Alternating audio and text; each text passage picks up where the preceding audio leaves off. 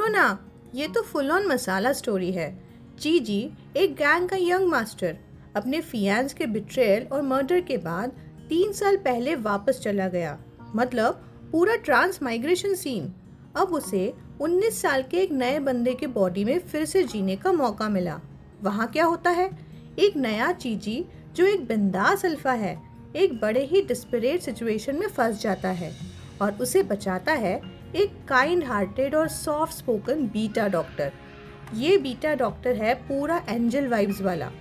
Plot twist है भाई, ये बीटे डॉक्टर का चेहरा पे वो सेम एक्सप्रेशन और लुक्स है जो उसके मर्डरर फियांस के थे। मतलब एकदम सेम टू सेम। अब सोचो जीचे के दिमाग में क्या रगड़ा चल रहा होगा। एक तरफ उसका सेवियर और दूसरी तरफ उसका पास्ट लाइफ का मर्डरर का रिफ्लेक्शन। अल्फा तो फुल ऑन कंफ्यूज्ड होगा ना। और वैसे भी जीची अब younger merciless bad boy alpha vibes लेके चल रहा है और उसका बीटा है एक इंटेलिजेंट सॉफ्ट बॉय, थोड़ा मैच्योर डॉक्टर टाइप वाला। तो स्टोरी शुरू करें। बारिश की रात है, एक पतली सी गली, दोनों तरफ ऊंची ऊंची बिल्डिंग्स और हल्की सी एरी वाइब। मेरा नाम जीशी है, वो खुद से बोल रहा था।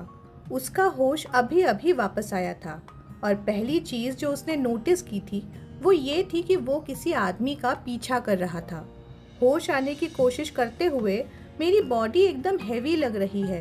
बारिश की बूंदें मेरे चेहरे पर पड़ रही हैं और मैं कंट्रोल में आने की कोशिश कर रहा हूँ, लेकिन एकदम से खुद को संभालना मुश्किल हो जाता है और मैं जमीन की तरफ झुक जाता हूँ, जोर से खांसने लगता हूँ।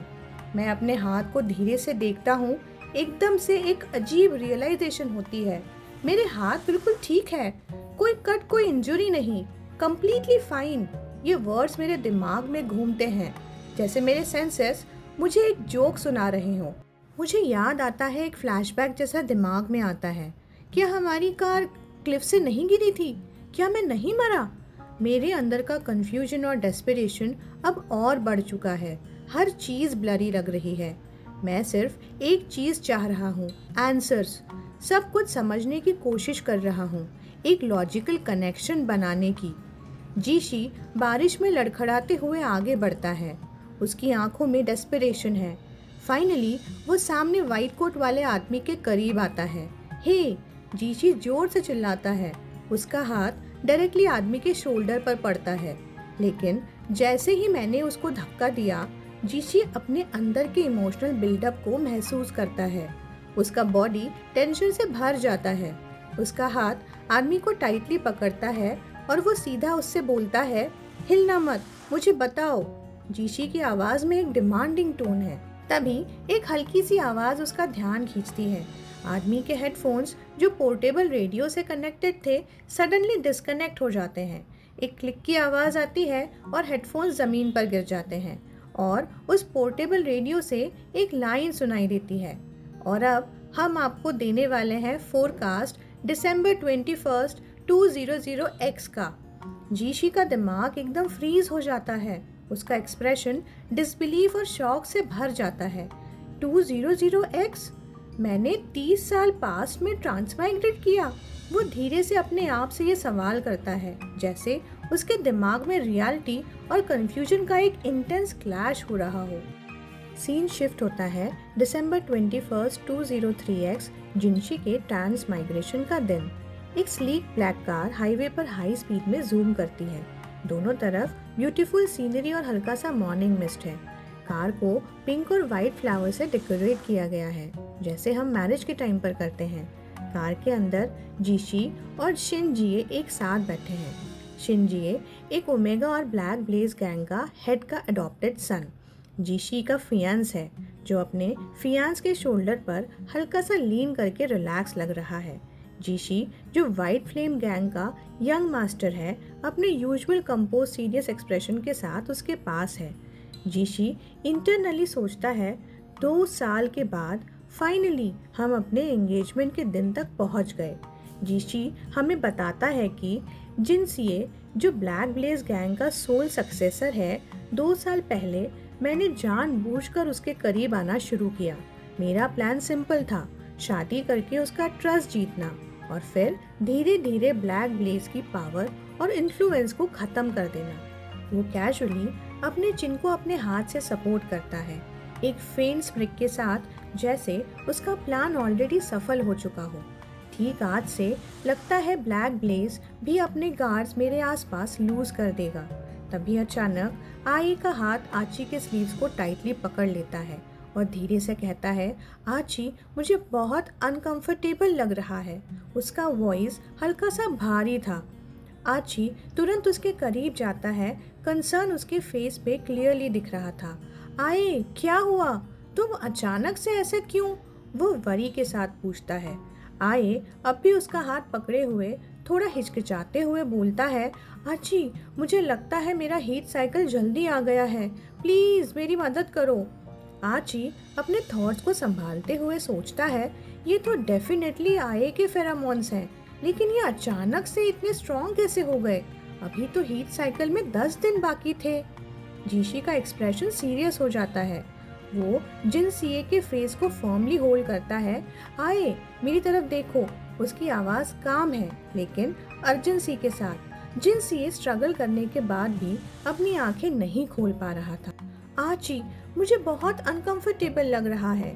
जीशी की नज़र उसके एक्सप्रेशन पर पड़ती है और वो सॉफ्टली बोलता है, हमारे पास सप्रेसर नहीं है कार में, लेकिन होटल बस थोड़ा ही दूर है, बस थोड़ी देर और संभाल लो।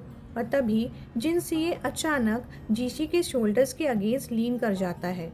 उसकी सॉफ्ट लेबर्ड ब्रीथ्स क्लियरली सुनाई देती हैं। जीशी की आंखें वाइड हो जाती हैं, लेकिन उसका फोकस अभी भी स्टेडी है। डैम इट, वो अपने आप में से सोचता है, इसका सेंस ज़्यादा स्ट्रॉन्ग हो रहा है। अगर मैंने कुछ नहीं किया तो मैं भी लूज कर दूंगा अपना कंट्रोल। जीशी एक काम बट कमांडिंग वॉइस में एक ऑर्डर देता है, मिस्टर लू कर्टन्स नीचे कर दो। रियर व्यू मिरर में मिस्टर लू का शार्प एक्सप्रेशन विजिबल है, लेकिन बिना कुछ कहे वो इंस्ट्रक्शंस को फॉलो करता है। कर्टन्स के नीचे गिरते ही एक म्यूटेड स्कूश की आवाज़ आती है और अंदर की दुनिया एक सटल प्राइवेसी में भल जाती है।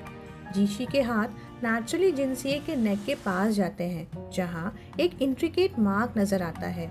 उसकी आइज एक सेकंड के लिए सॉफ्टन होती है, लेकिन फिर डिटर्मिनेशन के साथ वो जिनसीए के नेक पर अपने बाइट मार्क छोड़ता है।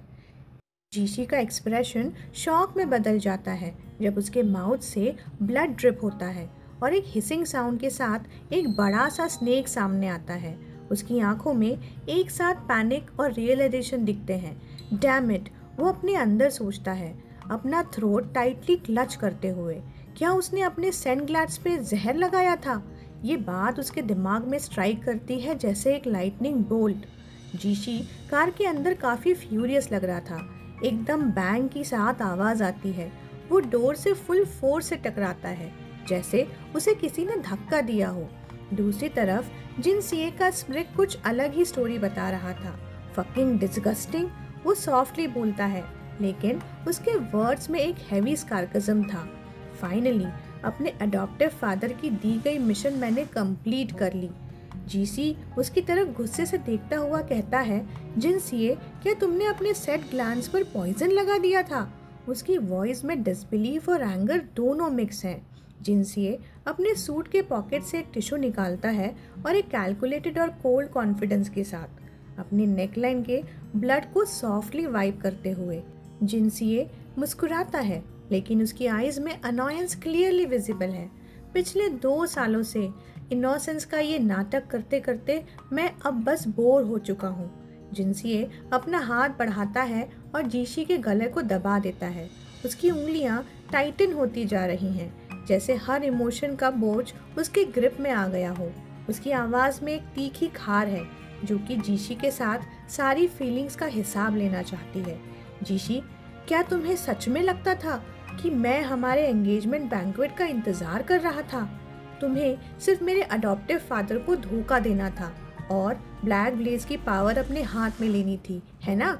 जिनसीए की आवाज़ अब और भी गहरी और कड़क हो गई थी, जैसे एक शिकारी अपने शिकार पर आखिरी वार कर रहा हो। जिनसीए की स्प्रिक और भी ज़्यादा इंटेंस हो जाती है, जैसे वो जीशी के गले की पकड़ को और टाइट करता है। तुम्हें लगा तुम मुझे और मेरी फैमिली को मैनिपुलेट कर सकते हो?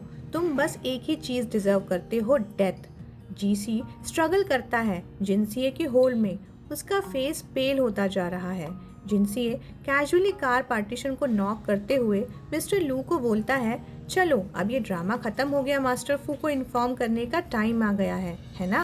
पार्टीशन नॉक करते ही मिस्टर लू एक डीप ब्रेथ लेते हैं और स्टीयरिंग व्हील टाइटली ग्रिप करते हुए बोलते हैं, मुझे माफ कर दीजिए यंग मास्टर जिन, ये सब मास्टर फू का हुक्म था।